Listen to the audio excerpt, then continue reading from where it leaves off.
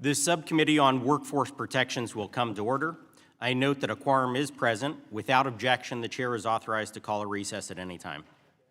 Today's hearing will review the Occupational Safety and Health Administration's activity under the previous administration and will also explore common sense solutions that can return OSHA to fulfilling its purpose of advancing workplace safety.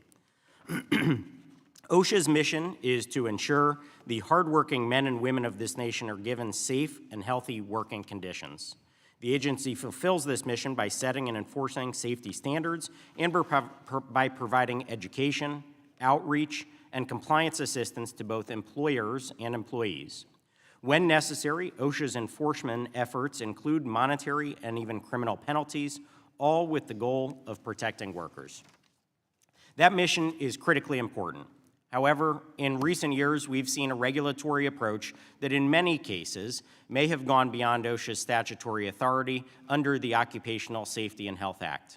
While these actions may have been well-intentioned, they often created confusion or imposed overly broad mandates that didn't meet the realities of the industries affected, especially for small businesses. For example, OSHA's attempt to implement a nationwide COVID vaccine mandate, later struck down by the U.S. Supreme Court, raised serious concerns about federal overreach. In 2024, the agency issued a worker walk-around rule, which opened the door to third-party individuals, even those without workplace safety backgrounds, entering job sites to do safety inspections. And the proposed heat standard, while addressing a real concern, takes a one-size-fits-all approach that fails to account for a wide range of conditions and different industries and regions. We've also seen an expansion of enforcement tools, such as the Severe Violator Enforcement Program and the instance-by-instance citation policy that may reflect a view of employers as adversaries rather than partners in workplace safety. That's a misguided perspective.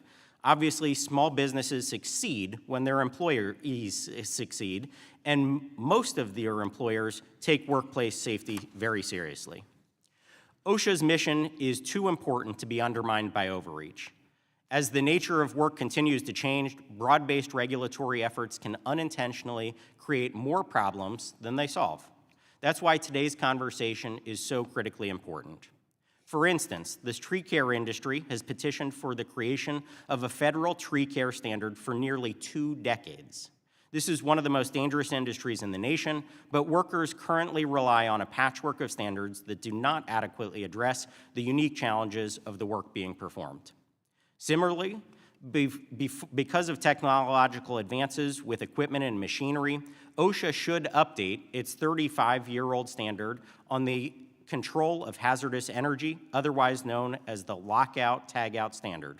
While we saw progress on both fronts under the first Trump administration, now is the time to push for these solutions to be resolved. Republicans, under this American economy and this administration, we know that America flourishes when workers flourish. I look forward to the hearing for today's witnesses so that they can bring about their knowledge and share with us what can be improved from the past 4 years, the lessons that we've learned, and how we can keep OSHA focused on its core mission of keeping America's workers safe. With that, I yield to my ranking member for an opening statement. Thank you, Chairman, and thank you to our witnesses for your testimony today. Over the past 100 days, President Trump and his administration have decimated the very agencies and resources that have kept workers safe and healthy. Now, committee Republicans are following suit by holding this hearing to attack the work of the Occupational Safety and Health Administration. We should all be able to recognize a basic truth. No job should ever be a death sentence. Workers deserve to come home to their families at the end of the day, not in pain, not in fear, but alive and well. To protect that fundamental right, Congress passed landmark safety laws and established important agencies like OSHA, the Mine Safety and Health Administration, and the National Institute for Occupational Safety and Health. But all of these 3 agencies have been chronically underfunded since their inception. And largely because of that, they have long struggled to robustly defend workers from preventable injuries, illnesses, and death at work. In the 54 years since it was established, OSHA has made great strides, but it remains hamstrung by an overly complicated regulatory process, persistent underfunding, and the long uphill battle of updating standards to reflect scientific advances. Despite these constraints, OSHA took action during the Biden administration and proposed common sense safeguards, like the heat stress rule, to prevent tragedies in the workplace. Rather than build on that progress, the Trump administration is now threatening to dismantle any government program or agency that prioritizes workers' health and protects workers on the job. At one point, DOGE targeted at least 11 OSHA field offices to be permanently shut down, including the only office in Louisiana, located in what is known as Cancer Alley due to the presence of over 200 chemical plants and the high rates of cancer in the area. MSHA has at least 30 field offices slated for closure on DOGE's hit list, including an office created in response to the Upper Big Branch mine disaster. And while we face a surge in child labor violations, DOGE is still cutting staff and planning to close 20 wage and hour division offices. Shutting down field offices will endanger workers' lives by cutting off the public from DOL's most vital services. This also means severely limiting the geographic coverage of inspectors and investigators, enforcement activities against law-breaking companies, and further restraining an already resource-strapped DOL. And it doesn't stop here. On April 1st, nearly the entire NIOSH workforce was placed on leave with the promise of being fired later this summer by HHS Secretary Kennedy. In one sweeping move, Secretary Kennedy put 50 years of scientific expertise and public health research at risk. DOGE kicked out NIOSH staffers, paid them to not work, and then after realizing that effectively eliminating NIOSH was a mistake, the Trump administration started to reverse course and rehired only some of those staff. This entire circus is wasteful, expensive, and harmful for workers, a description that could only apply to most of DOGE's actions. Workers are not expendable. They are not a statistic. OSHA and NIOSH do the essential work of keeping workers safe. We must fund them properly and strengthen the laws that support their mission. In my own district, we are already feeling the consequences of these cuts. The University of Minnesota's Midwest Center for Occupational Health and Safety is one of just 18 NIOSH-funded education and research centers in the nation. It trains the next generation of workplace safety experts in the region and helps protect our workers in high-risk industries. Without NIOSH, the invaluable research and workforce development provided by that center and others like it across the country will be lost. That means fewer trained medical and safety professionals, less research capacity to prevent fatal accidents, and ultimately more injuries, more deaths, and more grieving families. Democrats are committed to honoring those workers who have been harmed or killed on the job, not just with words, but with action to change the system. Recently, Ranking Member Scott, Representative Courtney, and I reintroduced the Protecting Americans Workers Act, a bill that would make long overdue improvements to the enforcement of the Occupational Safety and Health Act. This bill would expand coverage to millions of workers currently excluded from the law's protections and strengthen whistleblower protections. These reforms are critical to preventing the most serious violations that endanger worker safety. Democrats are also championing legislation to protect healthcare and social workers from violence, to make mining safer, and to prevent illness, injury from extreme heat. This is what it means to have an agenda to ensure safety. And with that in mind, I hope that we can have a productive discussion today. Thank you, and I yield back. Pursuant to Committee Rule 8C, all members who wish to insert written statements into the record may do so by submitting them to the committee clerk electronically in Microsoft Word format by 5 p.m. 14 days after this hearing. And without objection, the hearing record will remain open for 14 days to allow such statements and other extraneous material noted during the hearing to be submitted for the official hearing record. I note that the subcommittee, there may be some of my colleagues who are joining who are not permanent members of this subcommittee. They may be waiving on for the purpose of today's hearing. Now for the introduction of witnesses. I'll start. Our first witness is Mr. Jake Parson, the president of the Northeast Division of CRH Americas Materials in West Hartford, Connecticut, testifying on behalf of the National Association of Manufacturers. Our second witness is Mr. Bren Tresselt, the president and owner of Arborist Enterprises in Lancaster, Pennsylvania, testifying on behalf of the Tree Care Industry Association. Our third witness is Mr. Jordan Barab, the former Deputy Assistant Secretary of OSHA from Tacoma Park, Maryland. And our final witness is Ms. Felicia Watson, a senior counsel for Littler Mendelson in Washington, D.C. We want to thank all of our witnesses for being here today, and we look forward to each of your testimony. Pursuant to committee rules, I will ask that each of you limit your oral testimony to a 3-minute summary of the written testimony that you provided. The clock will count down from 3 minutes as committee members have many questions for you, and we would like to spend our time doing as many questions as possible. Pursuant to Committee Rule 8D, the committee practice, however, is that we will not cut off testimony until we reach the 5-minute mark. I'd like to also remind the witnesses to be aware of their responsibility to provide accurate information to the subcommittee. And with that, I will recognize our first testifier today. Mr. Parson, you can please begin. Good morning, Chairman McKenzie, Ranking Member Omar, and members of the subcommittee. As you said, my name is Jake Parson, and I'm proud to serve as the division president for the Northeast Division of CRH Americas Materials.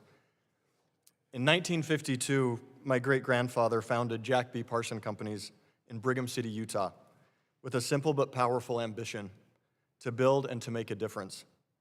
That spirit has guided 4 generations of our family in the construction materials industry, and I carry it with me in my role at CRH today. CRH is the largest building materials company in the world. Our 50,000 employees across 48 states help build the infrastructure you depend on and craft the backyards you enjoy. You may not know us as CRH, but you might know us as Pennsy Supply in Pennsylvania, Michigan Paving in Michigan, Moser in Indiana, and Hinkle in Kentucky. CRH takes great pride in our local communities and takes our responsibility very seriously to ensure the safety of our employees and our subcontractors. Common sense labor policies support manufacturing operations and empower the American worker. But recent actions by the Department of Labor threaten to impose unworkable rules that do very little to improve safety. If we want to grow manufacturing in the U.S., we need to rebalance regulations that cost manufacturers $350 billion every year. This is real money that could be spent on hiring people, building new facilities, and creating new products. OSHA has put forward costly rules that ignore the complexity of U.S. manufacturing. One problematic regulation is the proposed heat rule. A one-size-fits-all heat standard ignores the work manufacturers already do to protect our employees, and it ignores the unique ways in which it is done. When it comes to heat, what makes sense for Maine does not make sense in Texas. During my time leading an asphalt production and paving business in Texas, I saw firsthand how extreme heat impacts our teams and how local expertise and adaptive safety measures are critical. Now, overseeing similar operations in the Northeast, I face a completely different climate and set of challenges. Any standard must reflect the realities of our industry and the diverse environments in which we operate. The proposed rule imposes significant mandates on manufacturers without fully grappling with or understanding whether they are feasible or cost-effective. The result would be reduced production and ultimately fewer jobs. We can do better. Working together, manufacturers will continue to communicate best practices already in place to protect our employees. Collaboration is going to become increasingly important. This is the best path forward to keep workers safe and grow our economy. I am proud to continue my family's tradition, leading thousands of Americans workers at CRH. Manufacturers in America provide safe, well-paying jobs that strengthen our communities. We will continue to support OSHA in its mission of safety and provide this committee with the input you need to make sound policy. Working together, we can enhance our nation's economic competitiveness and empower the American worker. Thank you for inviting me to testify today, and I look forward to your questions. Thank you. I now recognize Mr. Tresselt for your testimony. Chairman McKenzie, Ranking Member Omar, and distinguished members of the subcommittee, thank you so much for the opportunity to testify today. My name is Ben Tresselt, and I'm the president of Arborist Enterprises, a total tree care company located in Lancaster, Pennsylvania. I'm also the former chairman of the Tree Care Industry Association. I'm here today to urge OSHA to finalize a long overdue safety standard for tree care, one that reflects OSHA's core mission of protecting workers through clear, practical rules. Tree care is an extremely technical and very hazardous occupation. Crews work aloft using chainsaws, aerial lifts, and cranes, often near homes, roads, and power lines. Tree care workers suffer serious injuries and fatalities well above the national averages, making our industry one of the most hazardous. That is why at our company, we've worked hard to build a safety-first culture. We perform safety job assessments before every project, provide and maintain high-quality climbing and protective gear for our employees, and follow the ANSI Z133, our industry's consensus safety standard. Safety is at the core of how we hire, train, and operate. Despite these efforts, OSHA continues to regulate our industry through a patchwork of standards that don't reflect the unique hazards or work conditions of tree care. This creates confusion and places unnecessary compliance burdens on employers trying to do the right thing. Crane access into the tree is one clear example. In many cases, lifting a climber into a tree using a crane is the safest option, especially when the tree is structurally compromised, in a tight space, or located above a hazard. The ANSI Z133 supports this safe method. Several state OSHA plans also support it, but the federal OSHA still applies a general rule of cranes prohibiting lifting climbers into the tree, leaving the employer vulnerable to citation. At the same time, OSHA maintains 5 regional emphasis programs that explicitly direct inspectors to identify tree care operations. But once they do, there's no tree care specific standard to apply. It's a nationwide enforcement effort without the right tools to carry it out effectively. In 2020, I served on OSHA's SBREFA panel concerning tree care safety standard. The recommended outcome was clear: move forward with an OSHA standard grounded in the ANSI Z133. Yet OSHA has delayed the rule at least 8 times, while more complex rules have advanced. A dedicated tree care safety standard won't expand the rule book, but it would clarify it by replacing outdated, misapplied rules with ones tailored to our type of work. In short, this kind of smart, focused standard is exactly what OSHA was designed to deliver: a standard that protects workers, supports responsible businesses, and makes regulation more effective. I respectfully urge the subcommittee to ensure OSHA finalizes a safety standard for tree care. Thank you for the opportunity to testify, and I will welcome your questions. Thank you. And next, I will recognize Mr. Baird for your testimony. Thank you for inviting me here to testify, but I will take issue with the title of this hearing. OSHA's problem is not overreach, but rather underreach. Last year, I told this committee about Gabrielle Infante, a Texas construction worker who died of heat stroke, a death that would have been prevented had OSHA's heat standard been in place. These preventable tragedies continue. Last August, Baltimore Public Works employee Ron Silver II tragically died of heat stroke. The state of Maryland has since issued a tough heat standard, a standard that would have saved Ron Silver's life. More than 712,000 workers now can say their lives have been saved since the passage of the Occupational Safety and Health Act. Far fewer workers are dying today from asbestos-related disease or diseases caused by exposure to lead, formaldehyde, because of OSHA standards. OSHA standards have significantly reduced deaths in confined spaces and deep trenches. Fewer workers fall to their deaths or have their limbs crushed in machinery. Work-related hepatitis B deaths have virtually been eliminated since OSHA issued its bloodborne pathogen standard. And I could go on and on. Unfortunately, despite the lives saved by OSHA, the original mission of the agency, to assure the safety and health of American workers through enforcement of OSHA standards, has not been realized. It's difficult to comprehend today, but only 3 senators and 58 representatives voted against passage of the Occupational Safety and Health Act in 1970. OSHA is a tiny agency with a minuscule budget and an enormous mission. to ensure the work safety of an 11.8 million workplaces covering 161 million workers. In fiscal year 2024, OSHA had only 1,800 inspectors, one inspector for every 84,937 workers. If OSHA was to inspect every workplace in the country just once, it would take 185 years, almost 2 centuries. And it only promises to get worse. OSHA has lost 10% of its staff due to early retirements, and very little likelihood that any of these positions will be refilled. This is hardly a recipe for reclaiming OSHA's mission. OSHA's standard-setting process is in shambles. It can take 7 to 10 to 20 years to issue a single OSHA standard. The founders of this act would undoubtedly be shocked and disappointed if they knew what had become of OSHA today. They never would have envisioned an agency that would take decades to issue a standard and centuries to inspect workplaces. This is a clear example of underreach, and the main solution is not difficult. Significantly increase funding for OSHA's enforcement and standards program and modernize the law. While this hearing focuses on OSHA's mission, I cannot ignore the chaos at NIOSH, because the functioning of NIOSH is critical to the mission of OSHA. Almost the entire NIOSH staff was riffed last month, then a few were brought back and restored a couple of days ago because of a court order. NIOSH provides life-saving support to miners suffering from black lung disease, workers in the agriculture and fishing industry, firefighters who suffer disproportionately from cancer and heart disease. It provides compensation to 9/11 workers as well as to America's nuclear veterans who built America's nuclear arsenal.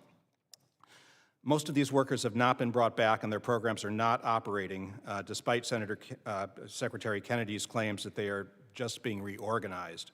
And I'm sorry to say, but Secretary Kennedy was lying at yesterday's Senate hearing when he claimed that no working scientists at HHS were fired. Hundreds of working scientists and engineers at NIOSH have been riffed. Before closing, I want to emphasize the importance of some of the standards that OSHA should prioritize.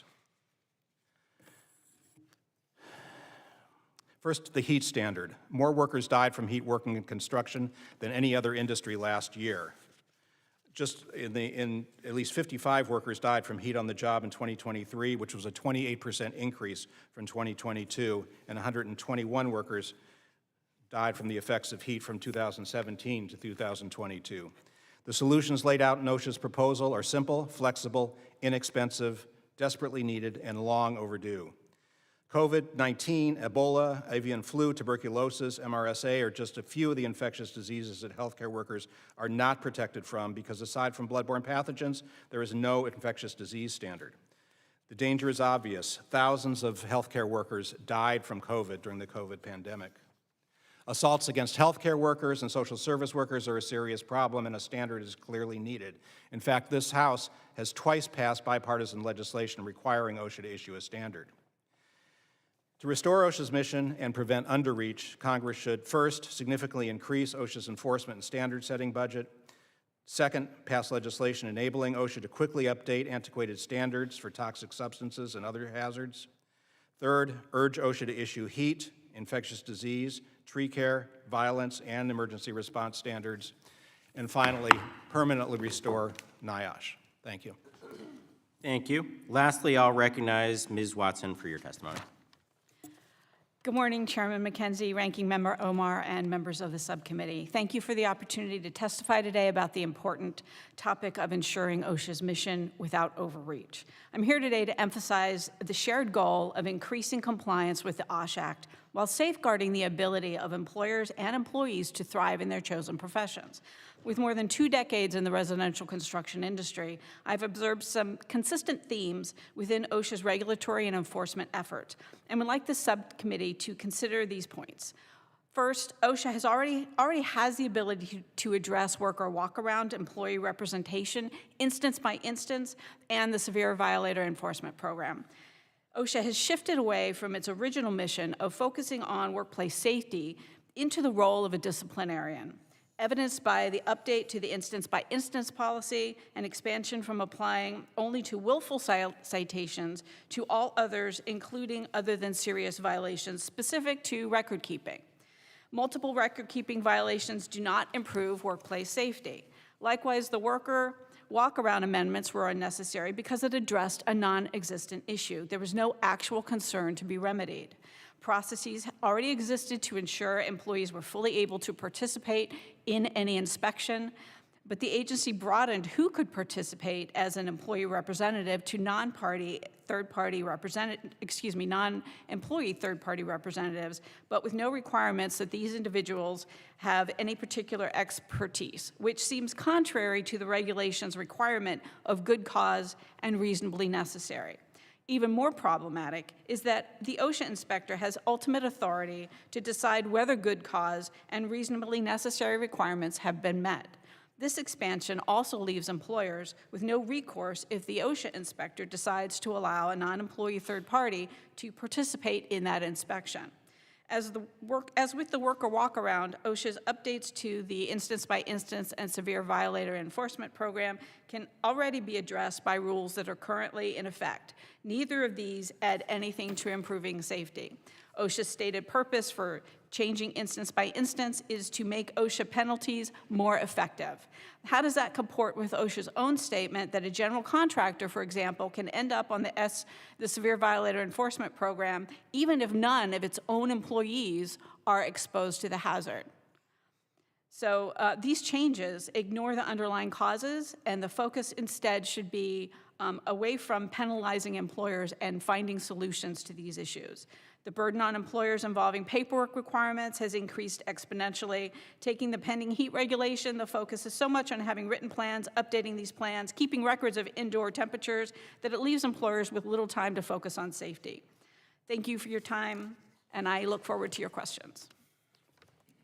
Thank you. Under Committee Rule 9, we will now ask questions of the witnesses for 5 minutes, and I'll recognize myself first.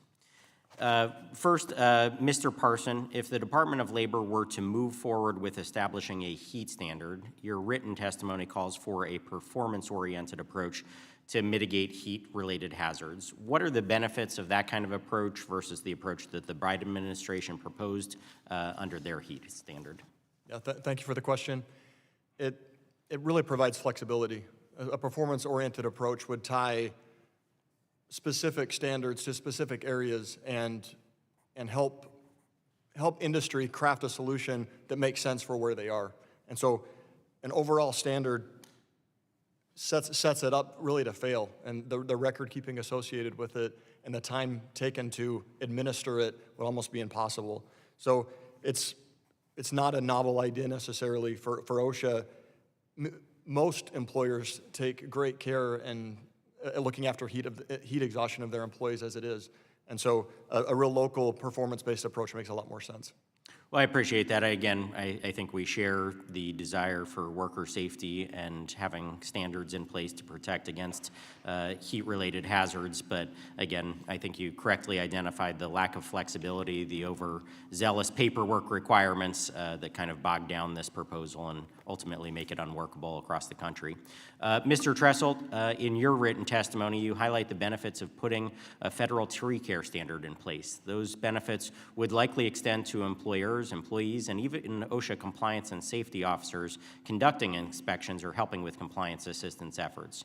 Can you further explain how creating a standard would be a win-win for everybody involved? Thank you, Congressman, for the question. The standard, as you know, in our industry, it's very hazardous. We have a lot of things going on. We have many workplace problems. A standard would help unify that so that we can work in conjunction with our employees, our employers, and OSHA. So by unifying this standard, we would get rid of the patchwork that occurs right now. We don't really have a standard that addresses all of our concerns as far as what we see on a daily basis in safety. I know in my business we have a lot of concerns because if we had an OSHA inspection, we might be called out on things that might not pertain to exactly what we're doing, and we might be doing something that's completely safe under the Z133, but may not be a standard that's already in the OSHA rule. So unifying this would help us protect our workers. It would help employers have a guideline on how to help their workers, and it would give all the citation or the OSHA people a clear picture of what we're doing and judge us on that, not on a standard that wouldn't reflect what we actually do out in the workplace. Well, thank you for that. And it's a prime example of where I think we can improve worker safety and do it in partnership, in conjunction with the feedback that we're getting from the industry. It's been a missed opportunity, I think, for a long time that administrations in the past have talked about it, ultimately been unsuccessful in doing that. And in the last administration, my opinion is they were, again, because of their overreach and focus on things that OSHA should not have been doing, they were missing the actual opportunity to protect and improve worker safety in an industry like yours. So thank you for that. Final question goes to Ms. Watson. Your background includes decades of experience with home builders. Can you speak to the elements of the Biden proposed heat rule that would have had a significant impact on the construction industry?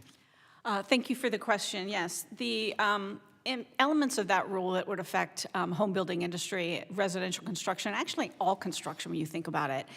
You've got to have a written heat plan if you have 10 or more employees on the job site. Most residential home builders do not have that many employees. Oftentimes, that is an industry that is filled with specialty trade subcontractors, and so they would not be their employees. So a small home builder might only have 2 or 3 or 4 people. So in theory, they would only need to have a verbal plan. But to show compliance and demonstrate compliance with all of the requirements in the proposed heat rule, they'd effectively have to have a written plan, because otherwise how can they demonstrate to OSHA that they've analyzed all the job site hazards for those workers, that they've trained them on heat and all the 16 elements in the training requirements, that they've done the emergency response, that everybody knows what the phone numbers are to summon emergency medical services. All of those things can be extremely burdensome. And then the fact that they would have to, per the regulation, post it at the job site. And if they don't have to have a written plan per the proposed regulation, how are they going to post something that isn't required to be written? And appreciate your feedback there. Housing affordability is a critically important issue for so many people all across the country. And we hear time and time again that one of the things impeding home building is the amount of regulations, just the pile of regulations that make it difficult for them to operate. Next, I will go to our ranking member for her 5-minute question. Mr. Barab, in your testimony, you stressed the critical partnership of NIOSH with OSHA and MSHA. What happens to the work of OSHA and MSHA to protect workers, including firefighters and miners, if the Trump administration continues down the path to fire large numbers of NIOSH employees? Yeah, so NIOSH plays an extremely critical role in protecting both miners, as you mentioned, and firefighters. Let me start with firefighters are known to suffer a very high incidence and disproportionately from cancers as well as respiratory disease. And NIOSH basically assembles a register of firefighters that protects them and identifies the risks that firefighters face. They're the only agency that does this, and although some positions at NIOSH have been restored, the firefighter registry has not been restored yet, which leaves firefighters across the country. These are the guys that rush in to homes to protect us, without the kind of knowledge and protections they need to prevent them from getting cancer and heart disease. The mine issue is much more critical. Miners are suffering a much higher rate of black lung disease because of their exposure to silica in the mines these days, a disease called progressive massive fibrosis, which hits miners at a much younger age. Miners in their 30s and 40s are unable to climb the stairs. They end up dying many decades earlier than they would have. It's a tragedy and a preventable tragedy, and NIOSH provides the kind of, they provide surveillance, health care to miners. They require miners to be transferred to less dusty positions.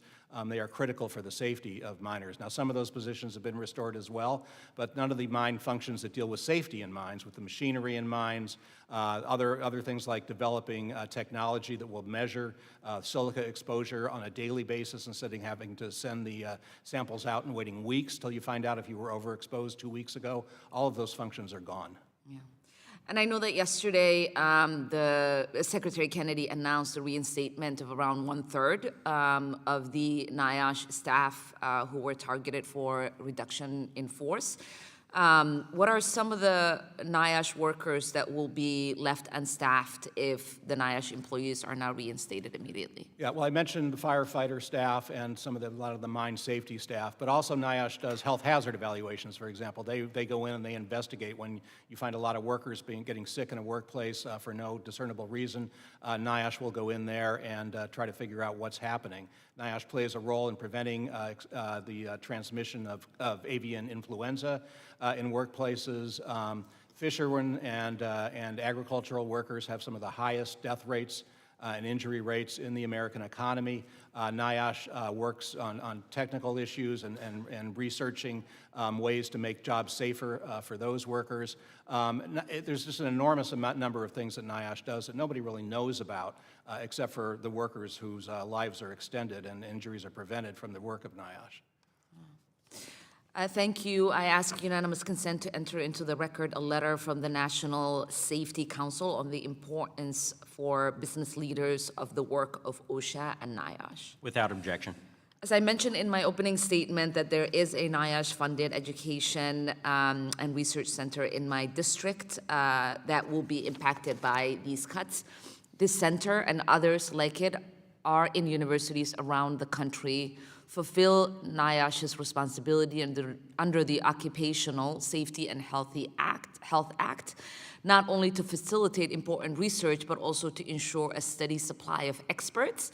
Mr. Barab, how important it is to have field of experts trained specifically in occupational safety and health? It's crucial. I mean, these are the people that run our health and safety system, and not just at OSHA or not just at NIOSH, throughout industry as well. These are people that receive their education largely through NIOSH education and research centers, resource centers. You can look at doctors, occupational physicians. NIOSH runs these ERCs, run the residence programs for the ERCs to train occupational physicians. I went to a conference, actually an ERC conference a couple of weeks ago in New York, and I asked, this was probably a couple of hundred people there, I asked how many of and these were people from, they were from businesses, from unions, from universities, from health groups. I asked how many of them, either in whole or in part, whose careers depended on the work that the ERCs did. Every single person in the room raised their hand. If we lose this pipeline, if we lose these people, we will have a major shortage of health and safety professionals in this country, and that can do nothing but not only endanger workers, but also raise the price of, for companies who are trying to hire health and safety professionals who have to deal with these shortages. Yeah. Thank you. I yield back. Next, we'll go to Mr. Mesmer from Indiana. Thank you, Mr. Chairman, and thank you for all the witnesses for being here today. As currently proposed, OSHA's heat, illness, and injury prevention rule is unworkable, overly prescriptive, and out of step with the practical realities and operational needs. It's a one-size-fits-all framework that fails to account for a wide variation in work environments across the industries, including differences in job functions and geographic climates.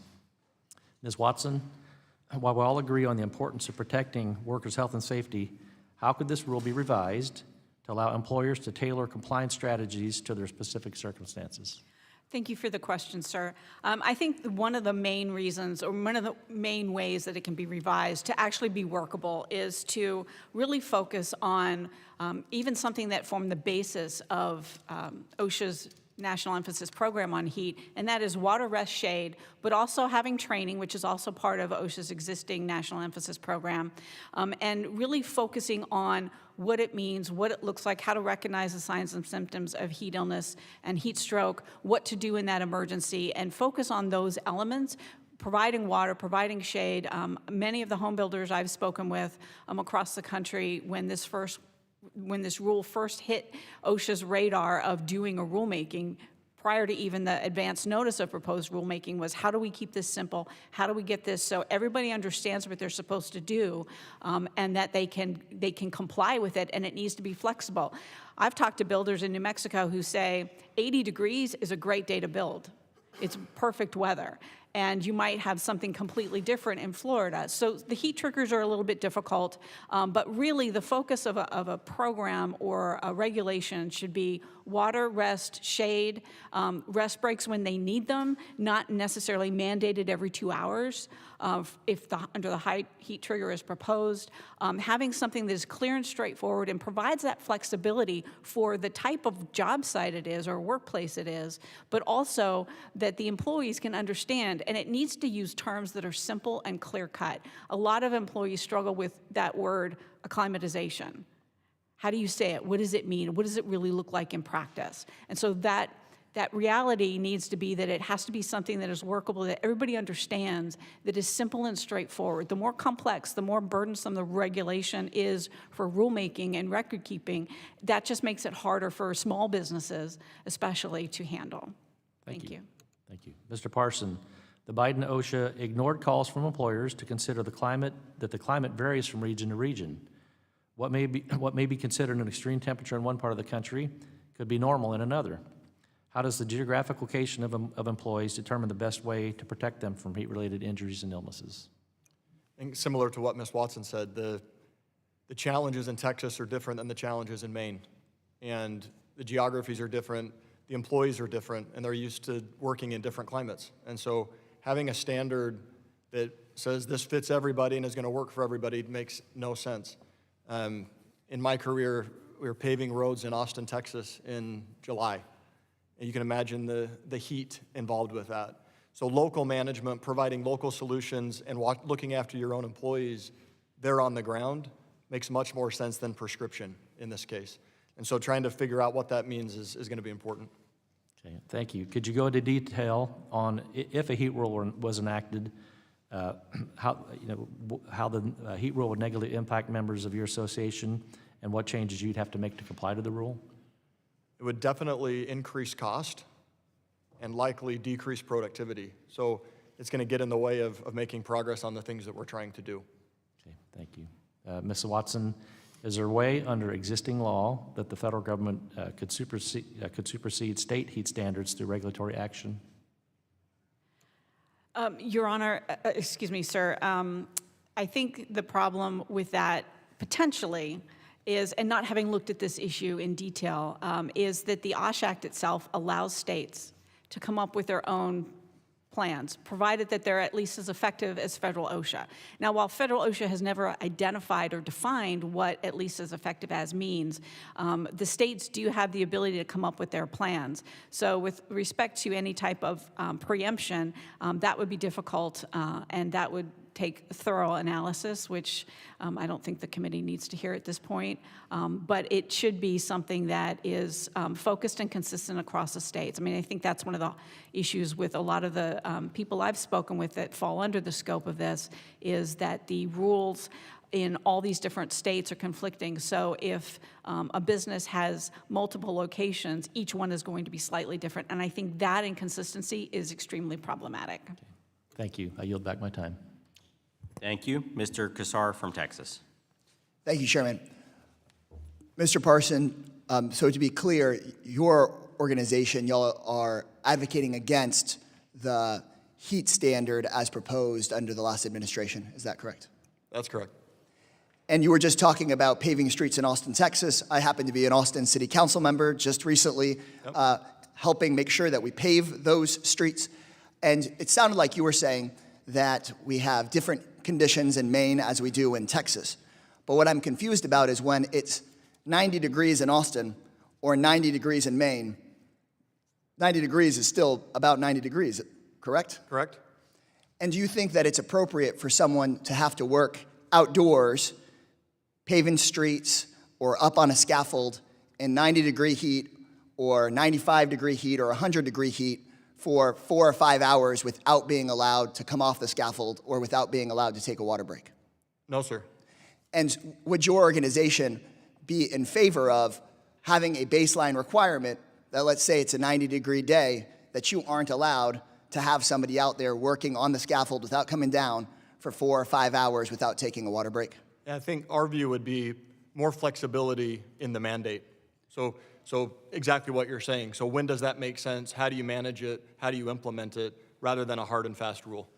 But you would oppose a rule that said if you're working in 90-degree heat, and 90 degrees happens more often in Austin than it does in Maine. Correct. But it does happen in both places. If you're working, paving a road in Austin, Texas, or in Maine, would you be opposed to a rule that said you can't have to go work 4 or 5 hours and without taking a drink of water and 90-degree heat paving a road? No, I would not be opposed to a rule that says that. You would not be opposed to that rule? Correct. Thank you for that. I appreciate that answer. Ms. Watson, could you tell me the same? If somebody is working in 90-degree heat for 4 or 5 hours, paving a road up on a scaffold, would you be opposed to a rule nationwide that says, no, we can't have somebody working 4 or 5 hours in over 90-degree heat without being able to take a break? No, sir, there would be no opposition to that. And the idea behind working in temperatures like that is that they take their rest breaks as needed. Yeah, I think that people likely need to take rest breaks more often than that. But I think it's helpful to hear, because I heard your advocacy. I appreciate that while there may be some differences around the Biden-era rule as it relates to acclimatization, which I understand is not the easiest word to say, or differences or questions on some of the different triggers, that at least it sounds like there's some level of agreement between the witnesses here and me, a progressive Democrat that was for the Biden-era rule, at least on saying we shouldn't have folks out there working 4 or 5 hours straight in over 90-degree heat without being allowed to take a drink of water. Having that kind of a rule makes sense, it sounds like to me, across industries and across the aisle. And that is very helpful, and I appreciate it. Mr. Barab, I thought that one of the things you said earlier about OSHA was very important when you said that at current staffing levels, it was going to take a really long time for OSHA to investigate every workplace in America. Can you remind us how many years it would take for OSHA to investigate every workplace? Yeah, in 2024, it would take 185 years. That's almost 2 centuries. With OSHA getting stretched so thin, I think that major employers that do not focus enough on workplace safety can count on their workplace never being investigated. Last year at a Tesla factory in my district, a worker was electrocuted to death because Tesla failed to follow OSHA regulations that would have protected him. That was the second death at that factory in my district in Southeast Austin. Tesla was fined just $50,000 for their worker's death. For a company valued at about $1 trillion, that is a drop in the bucket. In fact, on his federal government contracts alone, Elon Musk makes that $50,000 back in 9 minutes. And in my view, workers' lives are worth much more than 9 minutes of that man's time. What kind of penalty is that, really? In my view, we are not facing a situation where we're talking about OSHA overreach. In my view, what we need to have is a sufficiently staffed OSHA that all employers feel like they've got to play by the rules, because an employer doesn't feel like they don't know if they're that one employer that gets inspected every 180 years.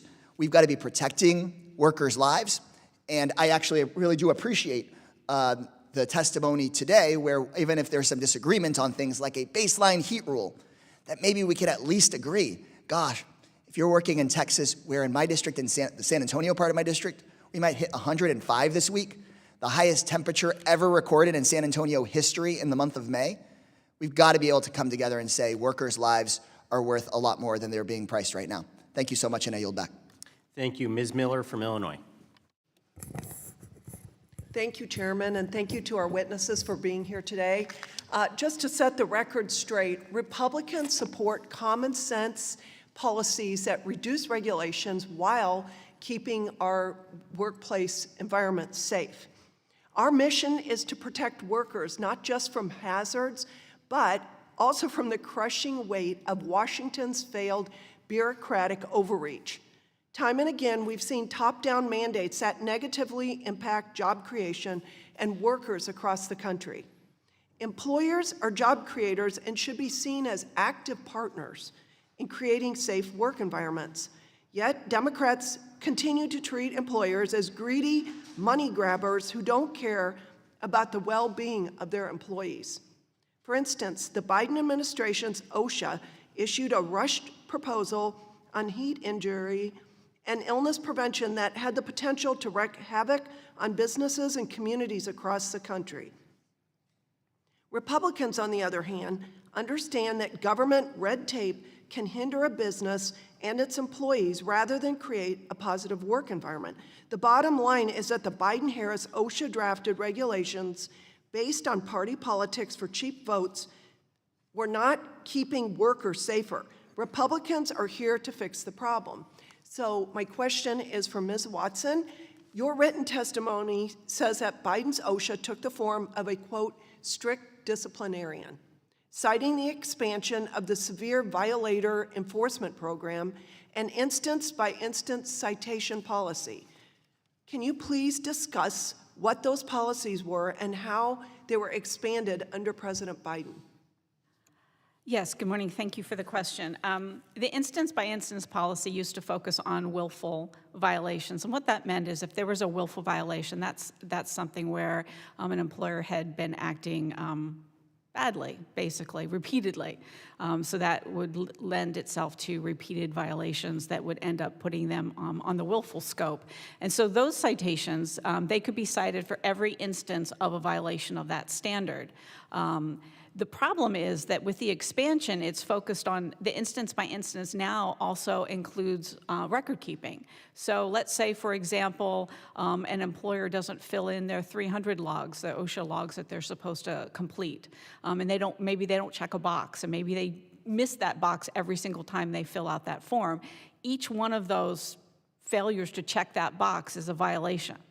And so that is an instance by instance. It's a paperwork issue. It's not a safety issue. Another example that I used in my testimony is, let's take the OSHA's proposed heat rule.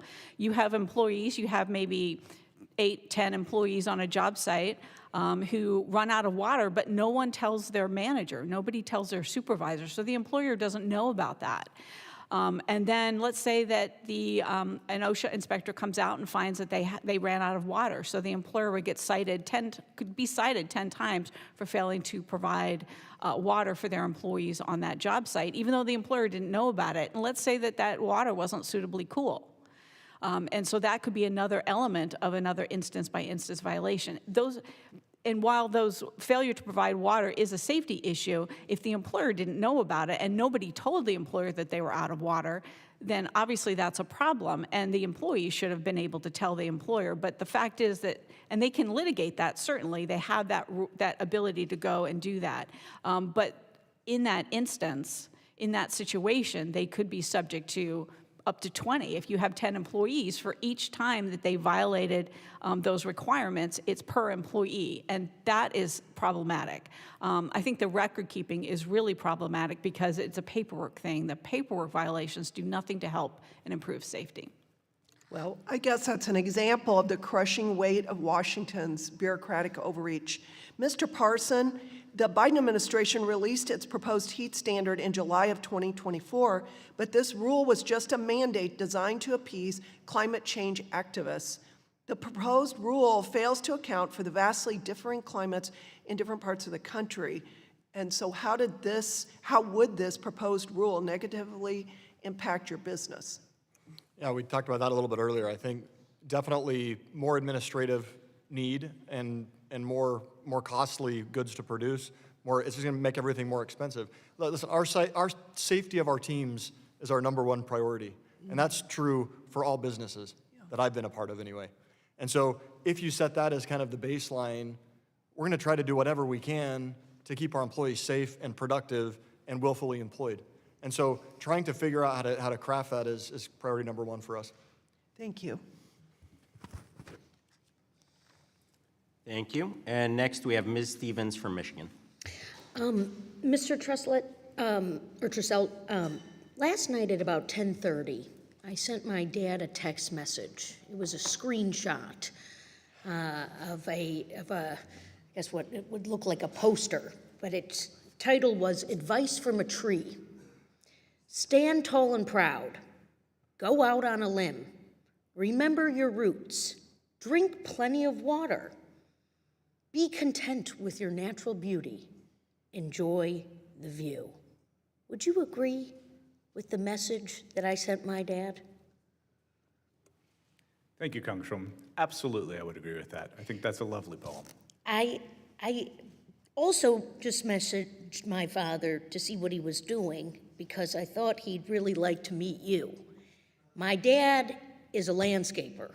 He loves trees. He loves arborists. He loves people who are in the business you are in. He was born in 1945 in Detroit on Comstock Street, and he's been in this tree space for a long time. He ran a landscape business. He actually still runs a landscape business.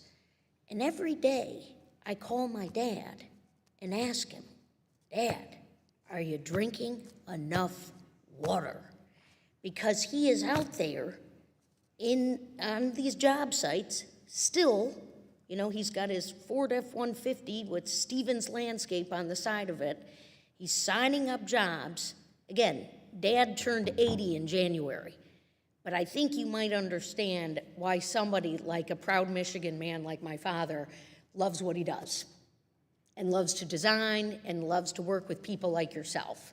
And so I just wanted to take a moment of personal privilege to share an exchange on that, and I'll have to follow up with you potentially after the hearing. But would you say you're a small business, sir? Yes, that's correct. Yeah, so, you know, you're signing up jobs, you're working, you know, and you're taking care of your crew and your team, I have to imagine.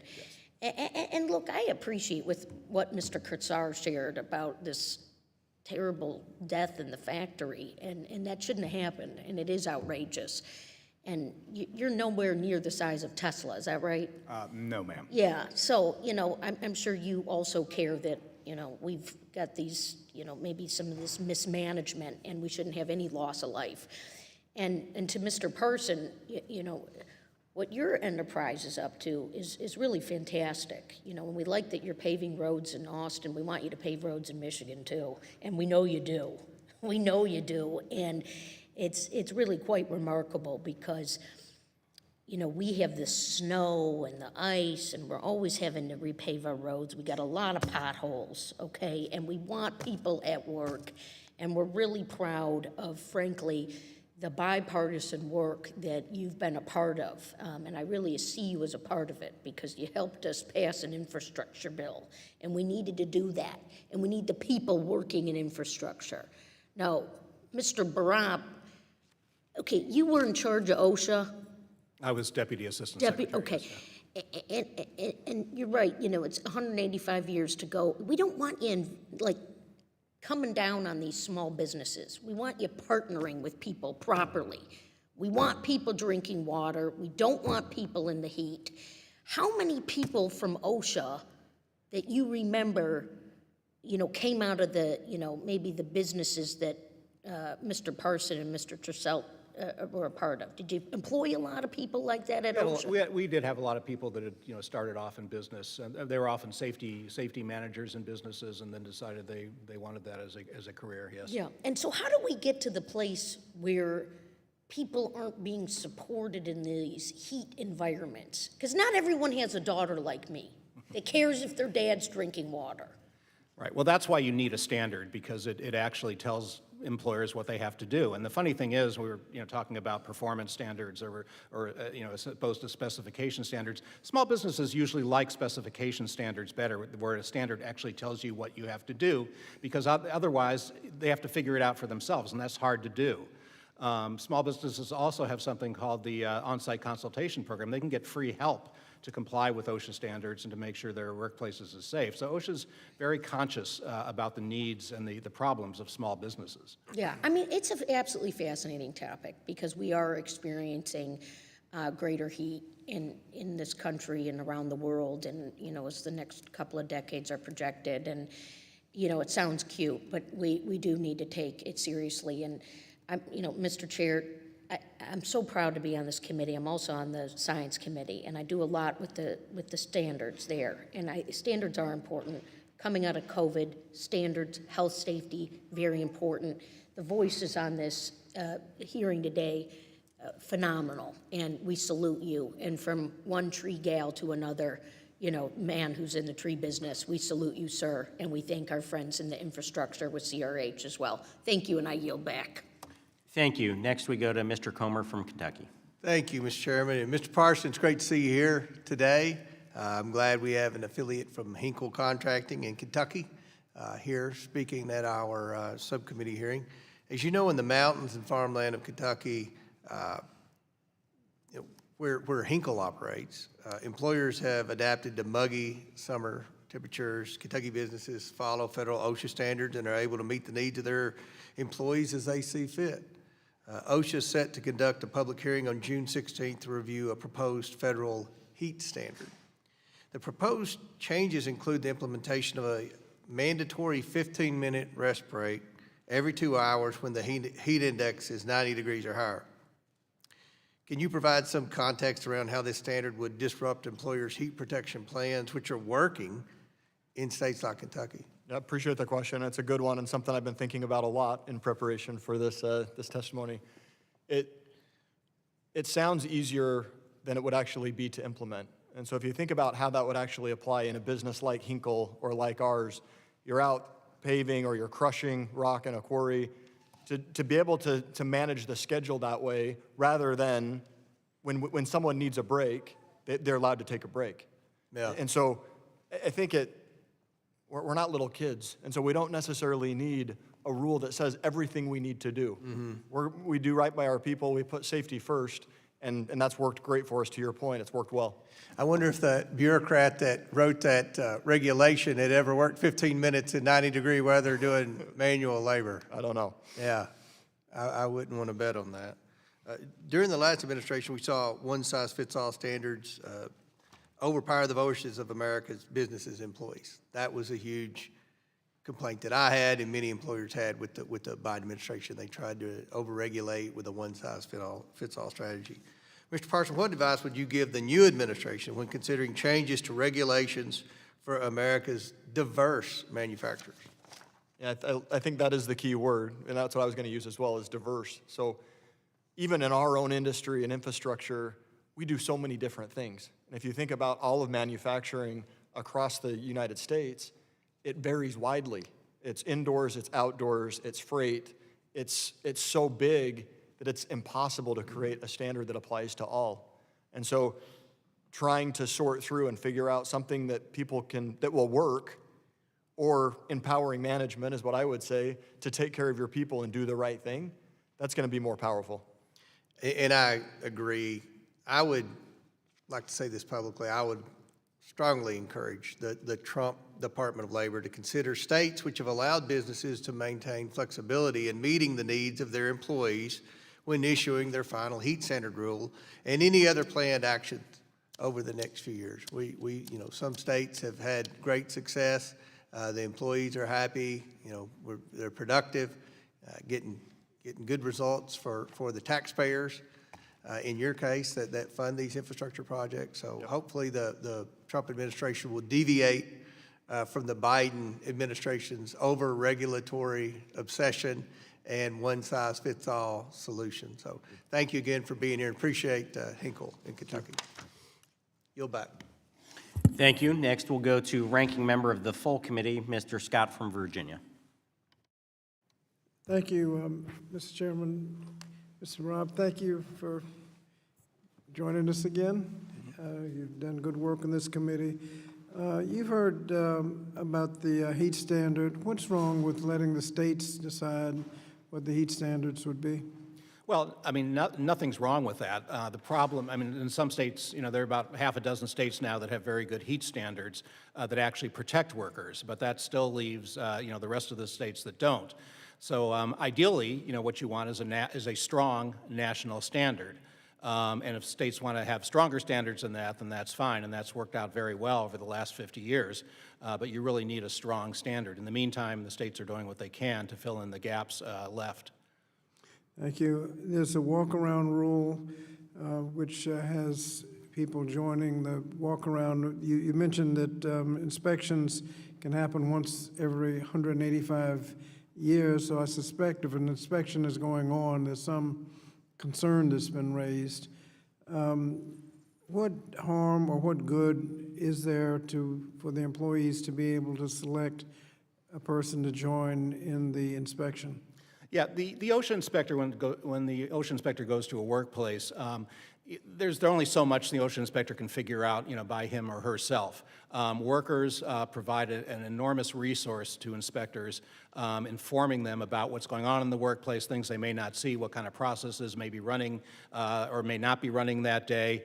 Unfortunately, what the law says essentially is that only workers in unions can have walk-around representatives. Otherwise, OSHA has to just kind of randomly talk to other workers.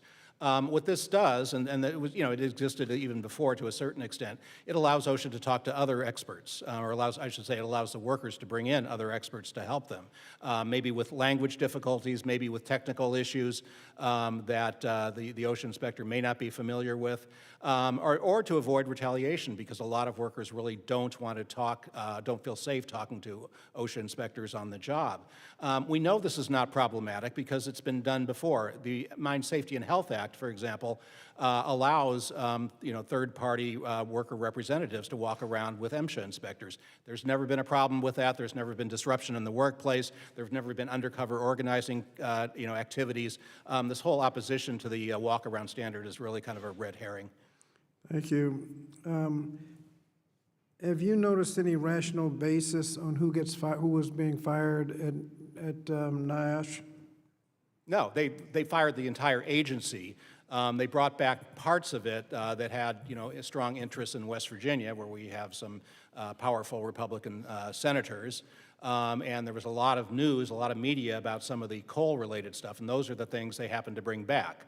But unfortunately, NIOSH doesn't. What's wrong with letting politics decide who gets called back? Well, yeah. A news article this morning has the Republican legislator bragging about the fact that he got NIOSH programs back in his district. What's wrong with letting that happen? What could go wrong? Yeah, unfortunately, you have districts where you don't have, may not have powerful senators or politicians. A lot of what NIOSH does is crucially important, but doesn't make as many headlines as, coal miners suffering from black lung. The firefighters, the fisher people, agriculture, those don't make as many headlines as miners. And yet their lives are just as valuable, and unfortunately they are just as at risk in many places as miners are. All workers in the United States need equal protection, not just those that get the most publicity. Thank you. You served on the inside at OSHA. We have asked what access DOJ has at the Department of Labor. We haven't gotten an answer. What do you think DOJ has access to, and why should we be concerned? Well, yeah, you're right. We don't know exactly what kind of access DOJ has, but it's extremely important that the crucial information in the entire Department of Labor, but particularly in OSHA, be kept confidential. I mean, you don't want business owners to know what kind of the inside, of what's going on with an investigation of their own companies. There are a lot of retaliation concerns among workers. OSHA enforces retaliation laws of 25 different retaliation laws, and it's confidentiality of workers in those cases is also extremely important. You expand out from OSHA to the BLS. I mean, BLS assembles an enormous amount of confidential information that can as they say, move markets. So obviously you don't want business executives to know that information ahead of time or have access to that information where they can, determine, what kind of investments they're going to make in the stock market. That information needs to remain absolutely confidential to everyone. Thank you. Mr. Chairman, I ask unanimous consent that a transcript of the report from this morning's news outlining the West Virginia situation be entered into the record. Without objection. Thank you, and I yield back. Thank you. And next we go to Mr. Grothman from Wisconsin. Thank you. We'll go to Ms. Watson. OSHA's proposed rule right now, and we talked about this before, adopts a one-size-fits-all rule for heat, illness, and injury prevention. Identical requirements across indoor, outdoor environments, across all sectors, including agriculture, construction, and manufacturing, without differentiation. This broad application fails to consider critical distinctions in worksite conditions. How does OSHA justify imposing identical obligations on such a broad and diverse range of workplaces? Thank you, sir, for the question. Their justification, obviously, is to protect workers. I know that during the rulemaking process, during the SABRIFA panels, those discussions and the advance notice of proposed rulemaking, many people requested industry-specific standards that apply to the unique differences among their industries. So I'm familiar with construction, residential construction, so I'll speak to that. Job sites change daily, sometimes hourly, depending on what's going on. And what works in manufacturing, where you might have a static situation, obviously not all manufacturing, but there are circumstances where you have a static work environment. That doesn't change. That's much easier to manage than a construction site where you've got roofers coming and they're installing the roof and then they're going on to the next job site, and then you've got people coming in and doing the house wrap. And so that constant changing isn't helpful, and I think that concern among stakeholders that I've spoken with is that if you treat everyone exactly the same with limited flexibility, it makes it difficult to get a robust plan that is specific to the industry. It's the type of thing that causes people to hate government, right? Maybe, yes. Maybe, okay. Sometimes, yes, sir. Okay. You raised many questions about the walk-around rule. We'll kind of touch on this again. Can you expand on potential liability, employer liability in the event a third-party representative is injured during a walk-around inspection? Yes, sir, thank you. So OSHA actually addressed that because a number of stakeholders raised those during their comments in this process. And OSHA basically responded in the final rule saying that there were plenty of statutes available at the state and local level, tort liability, those types of things, and so OSHA wasn't going to comment or make a determination on that. So essentially, OSHA's not involved in that piece of it. If someone's injured and they end up suing the employer where the job site was, it's up to the state court systems to sort it. We'll ask Mr. Barab a question here. As I understand it, in my district, we had just a tragedy in which a young man died in an agriculture accident. And it was a small farm. I guess the guy had maybe 3 or 4 employees. Kind of surprised his mother that OSHA would not apparently do an investigation even if somebody died. Could you elaborate on that? Yeah, you're talking about Stacy Siebold and her 19-year-old son, Mitch McDaniel, who was killed by an auger in a farm in your district. Yeah, OSHA, the Congress has put a rider on OSHA's appropriations bill since the 1970s, saying that OSHA cannot basically step foot on a farm with 10 or fewer employees. They can't go in for an investigation, even a fatality investigation. They can't even go in and pass out fact sheets.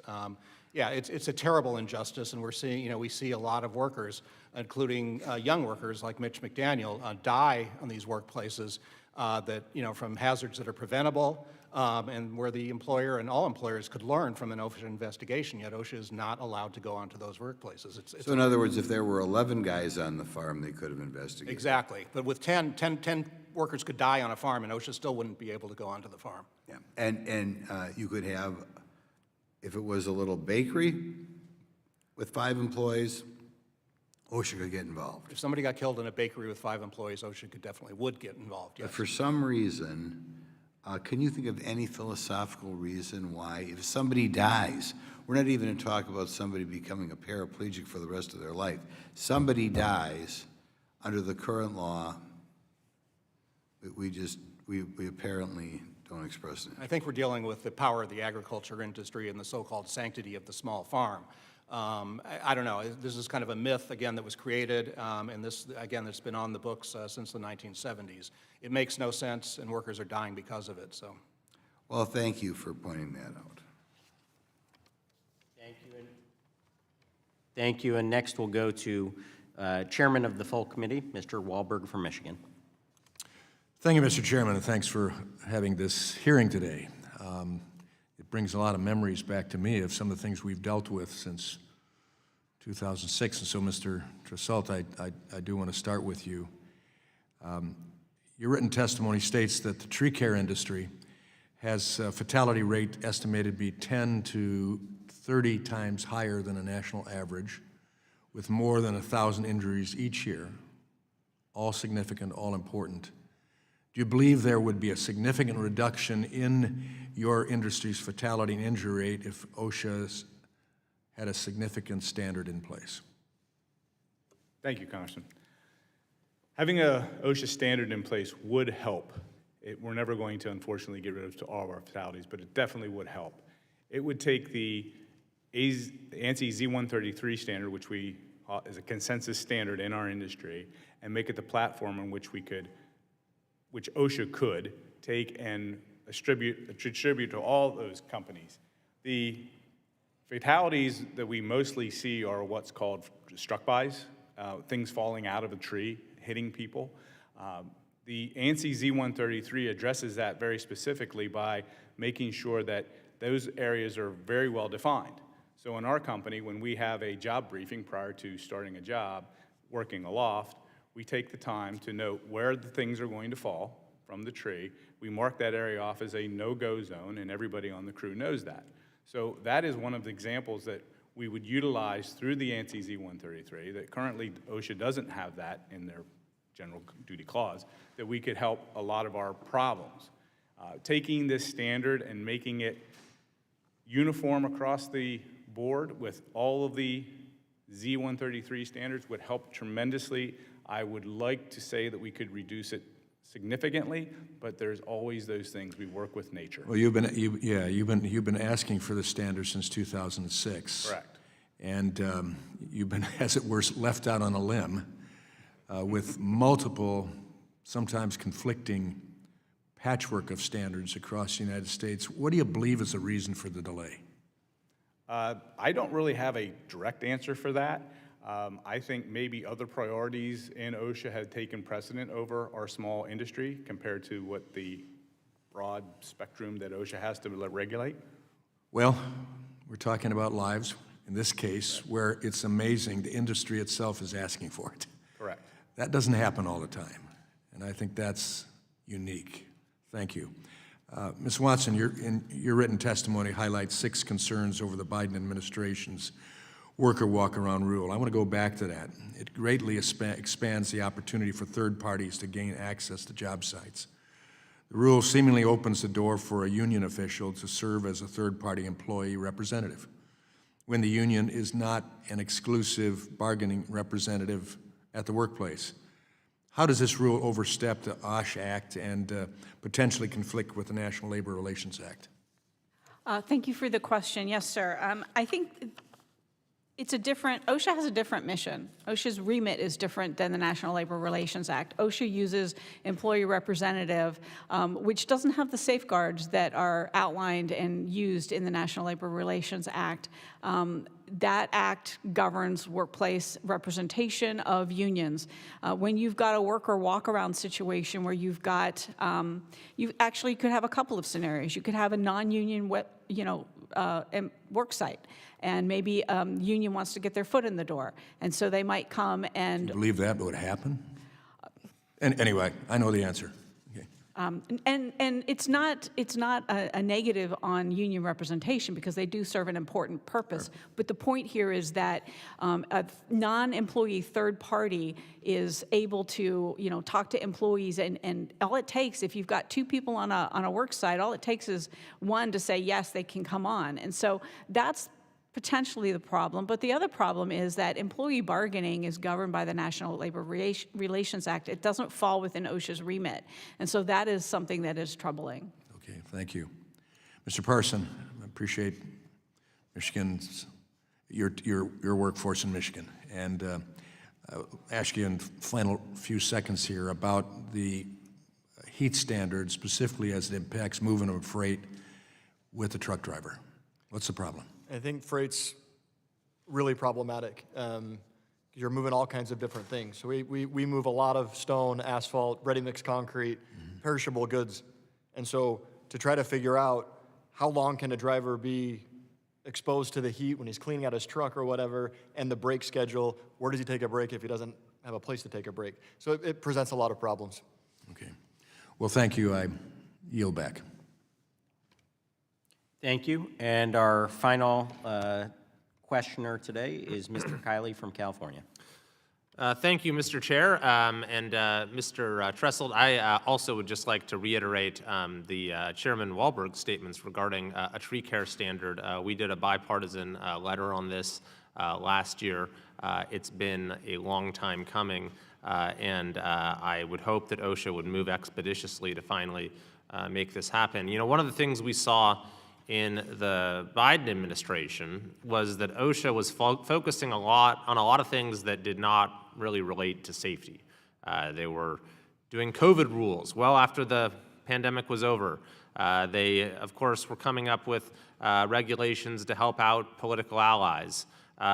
They even, of course, tried to do an illegal vaccine mandate that would have affected tens of millions of employees across the country. That was struck down by the Supreme Court. And actually, in one of the most stunning moments of the 118th Congress, the OSHA director, Douglas Parker, who, by the way, had come up from California's OSHA and had actually instituted a lot of the crazy COVID rules in California, he came and testified before this very subcommittee and actually tried to deny that any vaccine mandate had ever been issued. It was like something out of Orwell. It was down the memory hole, never happened, was never initiated, was never promulgated when the Supreme Court actually took up the case and struck it down. It was truly a remarkable moment. But getting back to the tree care standard, you, I think, gave a very compelling explanation, Mr. Tresselt, of why this is needed and sort of the mystifying delay that we've all experienced. I want to just give you a chance to maybe cast a little more light on your participation in the 2020 panel, because I understand there was a broad array of stakeholders, you had a lot of input, there was a consensus standard for how we could protect workers in an industry where the chances of a fatal accident or incident are 30 times greater than in any other industries, and where the work of the industry is so important towards the safety of communities when it comes to fire mitigation and other purposes. So if you wanted to share your experience. Well, the SBREFA panel was, oh, thank you. Gosh, I appreciate the question. The SBREFA panel was a very broad base of industries and all have a stake in what we were doing. But it was very clear at the end when the conclusion was the ANSI Z133 should be the framework that we need to work with to build a standard for OSHA. And having that in place would help us tremendously, protect our workers. We're here to, I know I am for myself and my team and my company, my small company. I want people to go home at night. I want them to enjoy their lives and to go home to their kids and their families and their dogs and their cats and their friends and have the barbecue on the weekend. And all of this means that we have to work diligently as employers to keep them safe. And the hazards that we face in tree care are tremendous. We work in public spaces. We work aloft. We work with a lot of machinery. So all of this being said, the SBREFA panel said, you're right, we should do this. This should be happening. And as the other congressman said, we've been fighting for this for 20 years. And we're not looking to be regulated, we're looking to be helped, because we want to keep our people safe. We don't want to have fatalities. We want to reduce the amount of injuries. We want to do the things that are right for our people, and we need OSHA's help. And we're not asking OSHA to reinvent the tree care wheel. We're asking them to paint it their color. Make it something that we can all use to keep people safe. Right now, you're sort of left to your own devices, and I'd imagine that you have inspectors who come in and are sort of trying to apply standards, regulations that are not specific to your industry, and that kind of leaves you guessing as to what exactly you're supposed to do, or maybe trying to tailor your practices to a standard that doesn't really fit. Is that what you've experienced? Absolutely. So we don't have, there is no standards directly for tree care, so that's a patchwork of standards that they pick from and pick and choose, and sometimes that's problematic. Take for the example the use of a crane when you take down a tree. We have trees that are very compromised. They're very dangerous to climb. We can't climb those, or we can't get aerial lifts to them or things like that. So we use a crane to access a climber who will actually go into the tree and then safely dismantle and remove it. But the general duty clause says, no, you can't do that. You're not allowed to do that, that you can't use the crane, to put a man or a person into the tree to do that, which then makes it almost impossible to remove the tree safely, because now we're at a crossroads where We can't do it safely, or we have to jeopardize worker safety. And when it comes to my business, we don't jeopardize worker safety. We would either refuse to do the tree or find something else. There really is a lot, and we have our hands tied at times, and we want to make sure that we're doing the right thing. Z133 supports it. It's been approved. It's an industry consensus standard. We can do it safely. We've done it safely. Crane use has been used in our industry for over 50 years. Thanks very much. We will keep advocating for it, and I yield back. Thank you. And with that, we will go to closing remarks, and I'd like to recognize the ranking member for her closing statement. Thank you, Mr. Chairman, and thank you once again to our witnesses for speaking with us today. Yesterday, Secretary Kennedy sat before our Senate counterparts and tried to defend his reckless decisions to fire thousands of civil servants at NIOSH. A decision that was partially reversed once DOGE realized that firing the people who prevent workplace injury, illness, and death might have been a mistake. We have learned today that his testimony was not even accurate. More than 60% of NIOSH's staff have now been returned to service, and that have not been returned to service, and that includes many working scientists. Secretary Kennedy says that he cares about the harms of toxic chemical exposure, but he has fired the very scientists who assess those harms in the workplace. This fiasco with NIOSH is a prime example of the Trump administration's disregard for workers' lives and livelihoods. Today's hearing is just the latest attempt to weaken the institutions and rules that simply keep workers safe and healthy at their jobs. Since January, DOGE has fired thousands of federal workers, targeted dozens of OSHA and mine safety offices, and hollowed out critical resources and protections for working people. But instead of investigating the real harms these cuts will cause, Republicans are once again using this hearing to demonize OSHA rather than fund it. Investigations into workplace safety, like training, protective gear, and common sense protections such as the proposed heat stress rule, are both morally right and fiscally savvy. Preventing injuries could save billions of dollars in healthcare costs, workers' compensation, and lost productivity. Our worker protection agencies don't just save lives, but they also deliver real financial returns for working families and for our economy. Undermining federal health and safety agencies will not improve efficiency.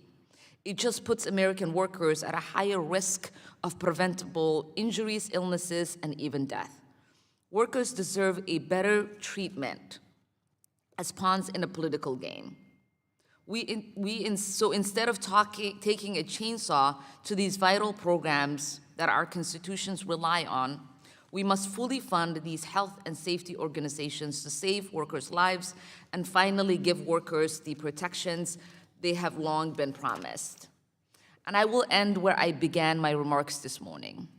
No job should ever cost someone their life, and every worker deserves to come home every day safe, healthy, and whole. If we cannot even agree on that basic premise, then we will just continue to talk past each other in these hearing rooms. But if we can, then maybe we can start the real work of supporting the health, dignity, and well-being of all workers across this country. Thank you, and I yield the balance. Thank you. And first, I'd like to start by recognizing everybody here today. And on behalf of the members of the subcommittee, I want to thank the witnesses for the perspective that they gave on how we can actually help OSHA fulfill their mission of worker safety across this country. And so the hearing today was very different, at least my experience, than what the ranking member just spoke about. I think it was a very clear mischaracterization of this testimony and this hearing that we all experienced. What I heard was employers that are actually seeking clarity and flexibility in OSHA standards that they can actually go out and implement in real-world applications to provide and ensure worker safety all across this country. I think that's something that I think everybody in a bipartisan fashion, we heard from some of the other testifiers or witnesses who were talking with some of the members from the minority party about that bipartisan approach that should actually be implemented. So I thought today was actually a very constructive hearing.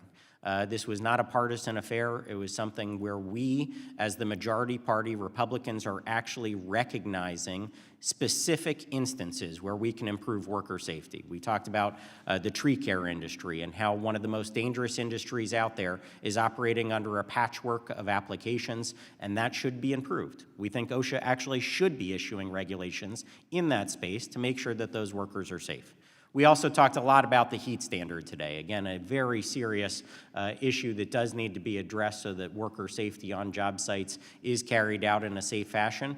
But we heard from testifiers how a one-size-fits-all approach is not going to work in practice. It's not going to match the reality of job sites. And ultimately, it's going to be something that if it's not done correctly, it's not actually going to help workers because they will never see the results of it in their actual experience on construction sites and paving projects all across our country. So with that, I would just like to thank our witnesses again for the incredible testimony that you've provided. It is so helpful and meaningful as we do our work here as a subcommittee, but also as we communicate with the administration on their regulations that they've proposed and that we're going to hopefully see coming in the near future. What we'd like to see is, again, making sure that workplace safety is a key priority for all workplaces across this entire country, and that those that violate those in willful repeat violations do face penalties. And so again, that is a balance that I think can be struck, but the way that we're going to actually come up with regulations that do that and actually can be implemented in practice are by hearing and listening to those that are going to be most directly affected. So I want to thank all of you again and look forward to working with my colleagues in a bipartisan fashion as we move to advance worker safety all across our country. Thank you again, and with that, without objection, there's no further business, and the subcommittee stands adjourned.